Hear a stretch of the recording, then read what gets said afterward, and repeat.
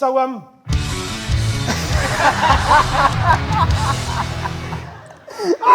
that was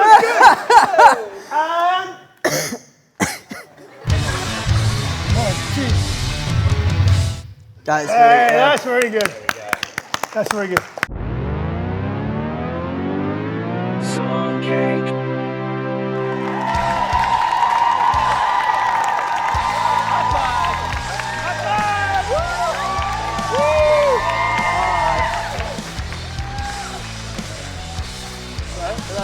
Hello, mate.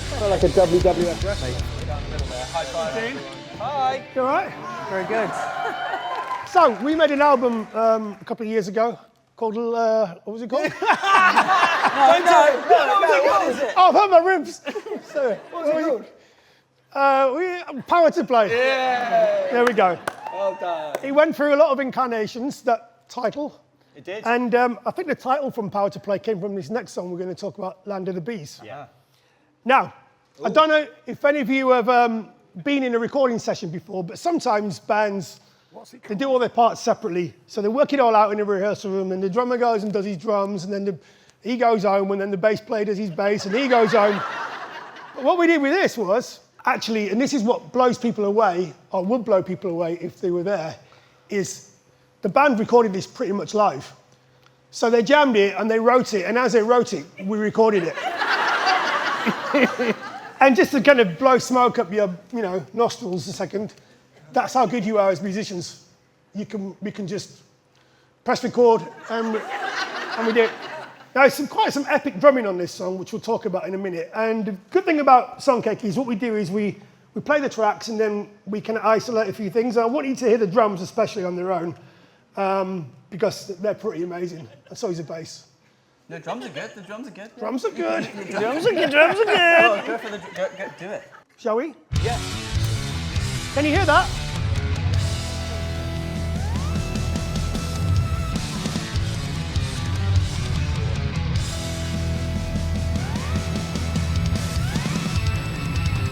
Okay, start again. Start again, please, Adam. So,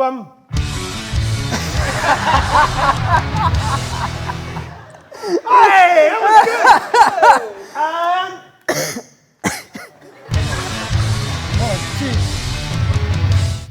good. That's very good. That's very good.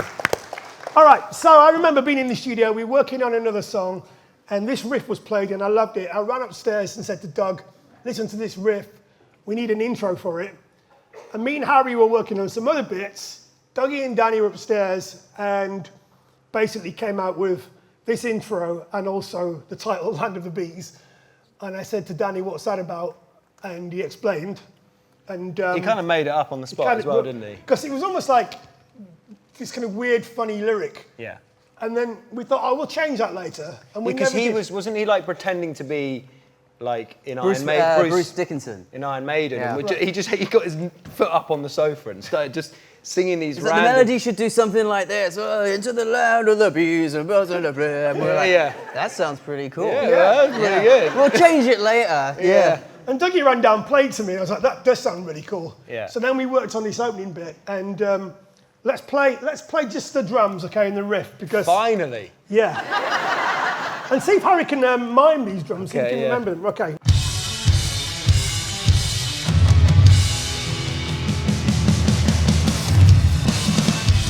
Oh, yeah. I went too early, wait.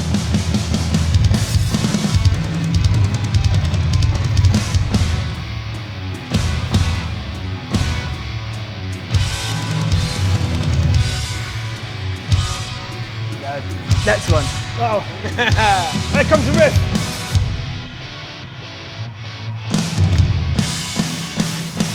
Oh, where's that bass?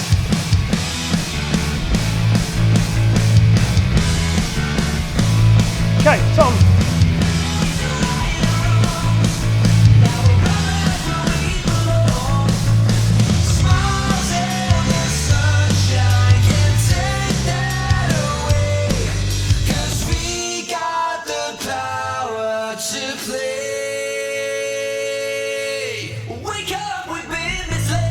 I love that vocal. We we double tracked it so it sounds really 70s. Yeah. But we're ready to bang some heads. Right off a lifetime, can't take that away. 'Cause we got the power to play. Should we put the riff up? You come and go, Doug. There we go. that's all you need. That sounds great. This is the Geddy. Yeah, the Geddy. Yeah. Oh, we'll stop there. Stop, Ad. Just want to say, Dougie got a new foot pedal that day. It's a rack The rack version. A Geddy Lee from Rush rack version. And that's what this bass sound is, and we loved it, Yeah, didn't we? oh yeah. I still use it now. Can you hear how growly the bass is, how aggressive it is? It's pretty cool, isn't it? Yeah, I love it's it. really good. Right. I remember just going back to the intro, Jace. Like, I remember sitting and playing it, and for anyone that's interested, a lot of the times where there's parts that need writing or aren't just, you know, don't come to me straight away, it's a really collaborative process, like the parts. So Tom plays a bit of drums, Danny can play a bit. It's actually, like, Doug doesn't play, but it's really helpful because he has drum ideas from a non-drummer that can be really interesting. So, and likewise with you as a producer. So those moments in the studios are really fun and great for me because I've got, you know, 5 or 4 other opinions just like firing ideas at me. And the same applies for when we're like recording guitars and vocals. Everyone's very open to just... But wasn't it your idea to do the Yes. weird... Sorry. the weird time signature? Oh, the 7/8 time. Oh, yeah. So that, I don't know where we are in the Yeah, that will come. in the song. We'll highlight that bit when it comes up. That's Is a that good only point. at the end? Or No, is that it's in the like- intro as well? it's No, halfway that's through. that's at the end. But the intro is quite, it's not like straightforward. But yeah, I always really loved that process of recording and having, you know, these guys in the other room just firing ideas at me and stuff. So as much as I love that part and want to take credit for it all, it's a very collaborative process. So. Yeah, that is true. And one thing that I love about recording and making songs is, at this point where we stopped it, we genuinely had no idea where the song was going to go. Yeah. So the song kind of writes itself, and the song informs you. Your ego, your musicianship doesn't inform the song. It kind of works the other way around, doesn't it? And this song was telling us that we could kind of get away with whatever we wanted to do. Yeah. I couldn't believe we were making the song. I was just like, I cannot believe we're making a song like this. I was so excited. There are so many elements to this song that are influenced by bands that I listened to growing up, and we were all excited about it. And so, yeah, this was one of my favorite songs we've ever done. I just couldn't believe, like, we were just, going crazy. And I think the hallmark of McFly, to me, and we said this when we recorded it, has always been melodies, harmonies, and it's always felt a little bit like it could have been from a past era, even though it's modern. And I think this chorus that we're about to play in a moment is perfect McFly. Yeah. So you've got all this rock stuff and all these drums and all this, and then, like, can we come together and have a McFly moment with loads of harmonies and a great riff? And that's where we're at now. If you could just rewind it a little bit, Ad.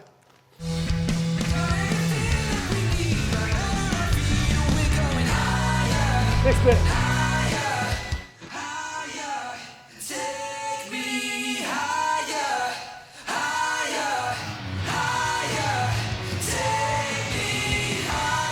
And that's pure McFly magic, isn't it? Loads of harmonies.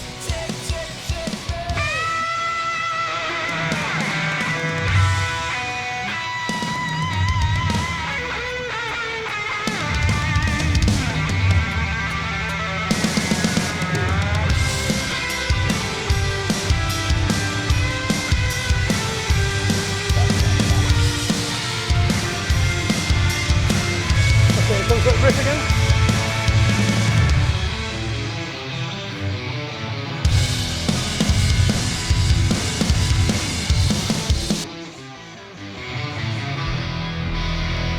Such a cool riff. Yeah. Here we, this is it, coming up. See that? So what's cool about this is like 7/8 tones. Yeah.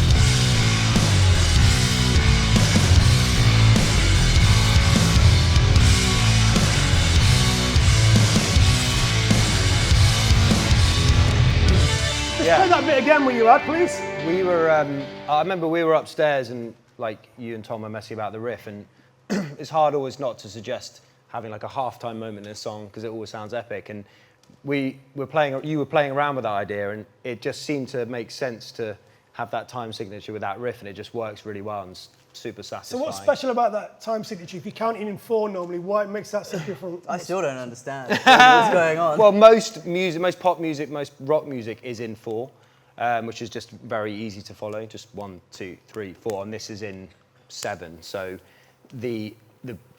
basically it goes back round after 7 counts instead of a divisible of 4. So if it was 4 or 8, it would be down, down, down, down, down, down, down, down, down, down. No, you wouldn't have the riff like that. Down, then again, down. That's 8, right? Yeah, that would be 8. So now show me 7. Yeah, exactly. So you go 1, 2, 3, 4, literally 5, 6, 7, 1, 2, which feels really at first a bit jarring because we're so But that's used. still on the beat? Yeah, I think the riff just turns around at a different time.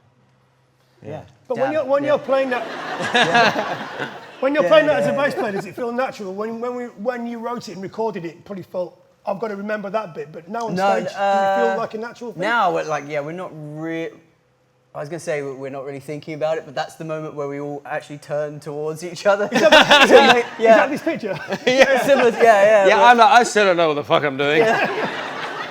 So if Harry misses it, we all miss it. Yeah. But what I love about McFly, when I met them, when we did them... No, Tom did once, right? Tom missed it once, and it completely messed up the loop of the Yeah, it was riff. Tom. It was all Tom. Yeah. But when we first met, what song did we start recording together? Was it Please? What on the? Oh, ever? Ever, yeah. Please, yeah. So at no point on doing that did I think we'd be doing 7, 8 time riffs. Yeah. At some point in our career. That's what I mean when we were doing it. I was like, I can't believe we're doing this. It's so much fun. And then you also have this other thing in music called, especially in rock music and in dance music as well. You get it a lot in new metal, you get it in dance music, but you get it a lot in rock music. It's called tension and release, where you're building up some tension, and then you pull the rug off the table, and They're you all get thinking what I'm thinking. you get this release.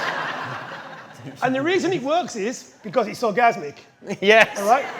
It's a natural thing, and it's what you get. These are moments, you get it in films, you get it in computer games, you get it in, obviously, relations, and but you also get it in music. Sexual intercourse, ladies and gentlemen. Yeah, sexual. And that's why it works in music. You get a lot in dance music, where it builds and builds and builds, and it drops, and everyone puts their hands in the air, and it's really good in rock music. And this is a good bit, right? This is the tension bit. And then at the end of it, you're going to get the release when the song comes out and you get that feeling. Oh, I do sometimes. Yeah, no, totally. Dougie can do his face. It's better than mine. That's not what you'd hope for, is it? Let's play a bit again, please, Adam.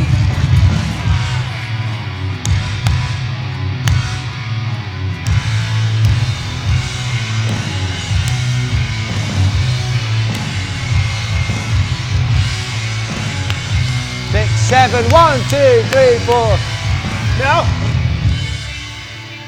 there's your release.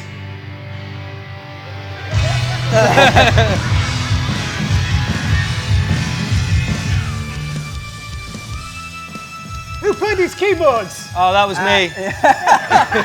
No, there's a guy here called Adam Noble that played this. Adam Noble? Adam Noble. Adam Nagy. Adam Nagy. Adam Nagy. Adam Nagy, not Adam Nagy. Nagy. Okay. So that release as well, for anyone that's interested, like that's not timed, so it's not in time.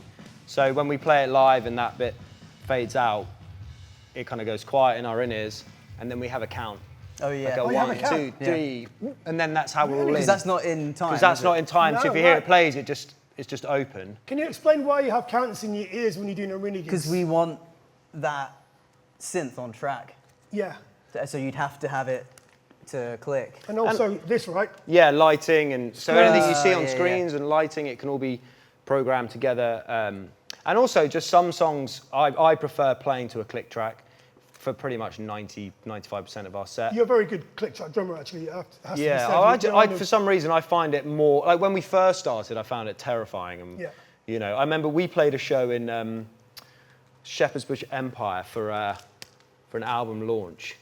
and like we lost the click. It was like the only time we lost it. It was like, oh, panic, Because if you go out of time with the click and there's some stuff on track, then obviously everything's out of time. It was like Lies or something. Yeah. Where it had horns in the wrong place. You had the horn again. Had the horn. Yeah. Always got the horn in the wrong place. The wrong time as well. Yeah. We had Matt Willis on the song Cake. I don't know if anyone's seen it, but he was talking about Air Hostess, which is the first song they do. Yeah. And he gets a count. And Can we not talk about Busted? Yeah. And he's not coming on the bass. I was like, what if you come in at the wrong moment? He's like, wait, we're screwed. Yeah. Start the whole gig again. Yeah, and the totally. kabuki dropping. Yeah. So all like you said, all the lighting and all the visuals and stuff, like it's and all of Dougie's vocals and bass, all on track. All on track. Yeah. Can we hear that bit again, Adam? The keyboard bit, please. You might be interested in hearing this. You guys have probably never heard the keyboards on their own, right? So this is a big moment. Oh. Let's set it up. Producer. Record producer. Just do it again, please, Adam. I'll set it up this time. That's the Vader. Yeah.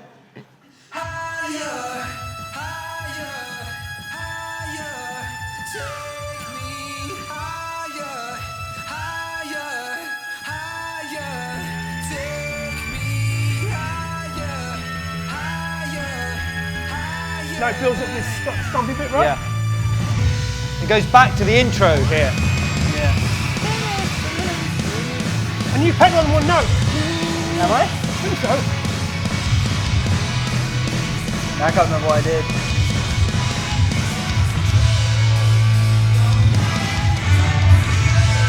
Yeah. You know, a lot of our songs and a lot of pop songs, they go like verse, chorus, bridge, chorus, ending. That one, like that last bit there, that's the first verse coming back in at the end, which is super fun, isn't it? Yeah. Yeah, that's a really cool little way to tag it on. Yeah, exactly, yeah. And also, what I love about that is it's like a live ending. Yeah. So there's no click, that's just da-da-da-da-da-da. So all you guys looking at each other. Imagine being in the studio and McFly are playing for you, and I get to stand in the middle and just go, yes! And then just pray we recorded it okay. Yeah. But if we don't, we just do it again. I mean, when it's like this, it's so easy making music. It's just four mates in a room with some idiot in the middle pointing, going, do that, do that, do that louder, do that harder, do that faster. And just four mates in a room. Harder, faster, do that! use your tongue, use your tongue. Actually, there was a moment where I once said to Harry, do that again, but with your top off. Yeah. Straight off. He's got a great body. But yeah, I mean, we're basically friends in a room, writing music and recording it, and then it comes out, and you guys, buy it or download it, and then you get to see them play it live, and it's pretty magical because I was there when this didn't exist. You were there when we had the intro, but we didn't have the rest of the song. You've got no idea where it's going to go. It's magical. And Jason's job's so important. Easy. It's so easy. No, it's so important. Because the way that this song in particular was crafted wasn't on an acoustic or piano or anything first. It was all electric and live and crafted as a five. Together. Yeah. That's why it Don't give ended him up. too much credit, but But that's why it ended up with this weird structure, because that's just what it felt like we needed to do in the room at the time. yeah. There's another song that we did together in Australia. The last song. The last song, right? It was similar vibe. Yeah. And we actually recorded the last song. I'll turn this way. Who knows that song, The Last Song, off Radioactive? Now, what you might not know is we recorded that from the end first to the beginning, because it was kind of complicated. Like the band kind of wrote it there. Tom had got some ideas, but kind of jammed it out and wrote it. So rather than kind of writing it and forgetting about it, I'd be like, okay, let's do the ending. So we just recorded the ending, and then it's like, let's do the middle. Do you remember? Yeah, I remember that. We kind of Yeah, worked yeah. backwards Yeah, we like worked that backwards, film yeah. with Brad Pitt. What's it called? Benjamin Button. Yeah. We Benjamin Buttoned a song.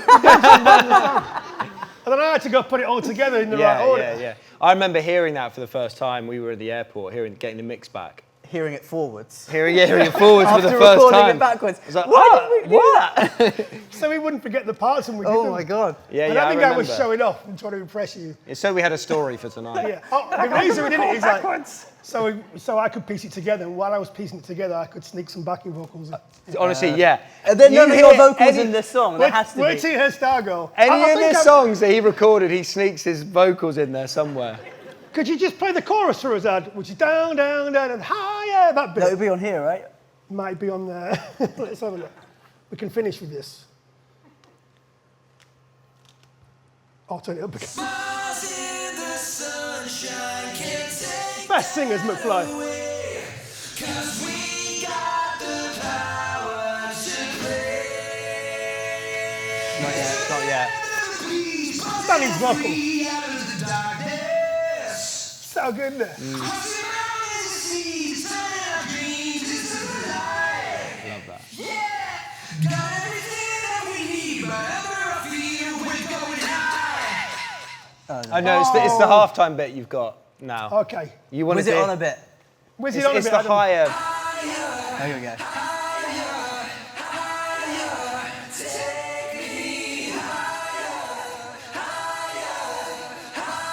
Is that you? Yeah. Yeah. Who's that lady? Yeah. Who does that like, Tom? Yeah. Yeah, yeah, yeah. Yeah. It was you. That's not me. Yeah, yeah, Get on the mic and say, yeah, yeah, yeah.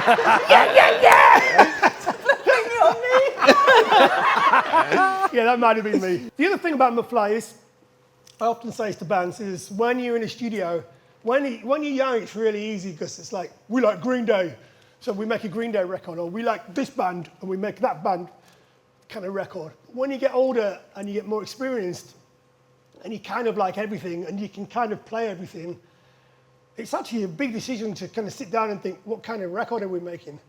And we did it on the one before where we made a record with lots of beats and samples and not much guitar, and we had happiness and songs like that. And then we did it on this one where we decided to go the other way, and I think it was you, or one of you guys, that said, let's just make a record that we can have fun with playing live.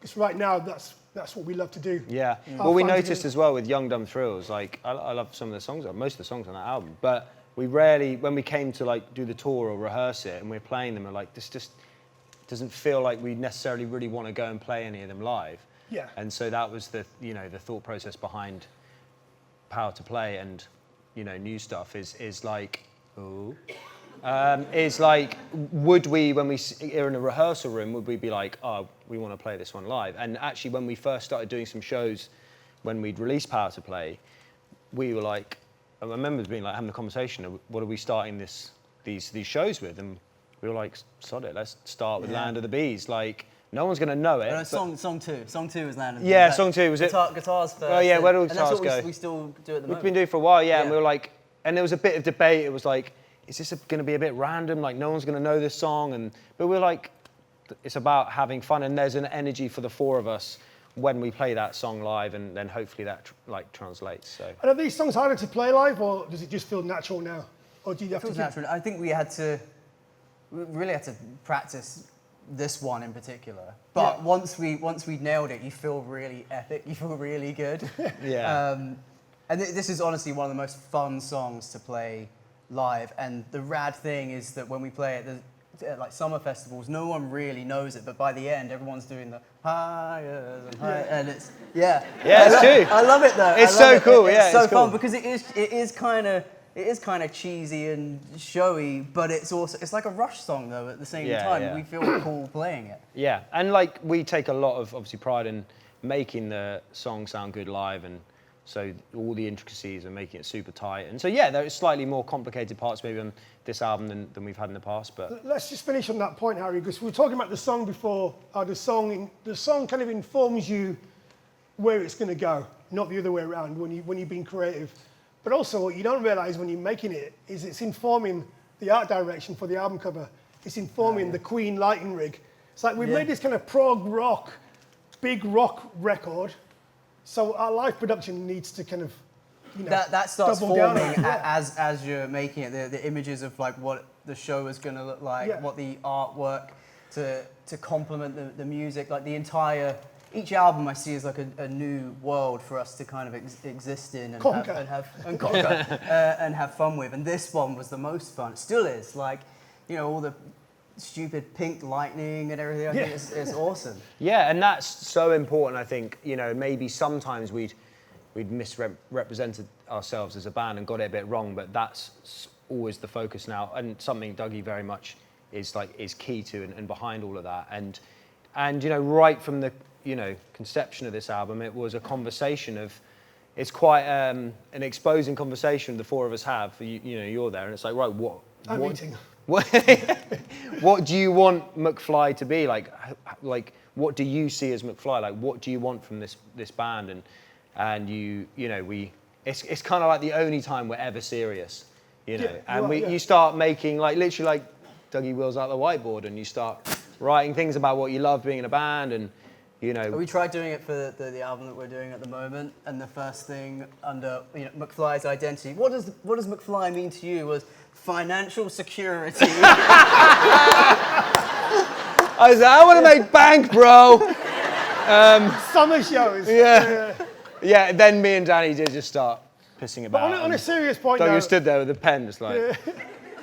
On a serious point, though, when we say what's McFly going to, or you say what's McFly going to be for this album, you always consider the fans. You want the fans to be happy. And I always say to you, I just think you've got to make a record that makes the fans proud, that makes them excited to be a McFly fan. Yeah. And that's what we did on this. Hopefully you are proud of what the guys made on this. But with that, let's say thank you to Doug and Harry, and we can cut there.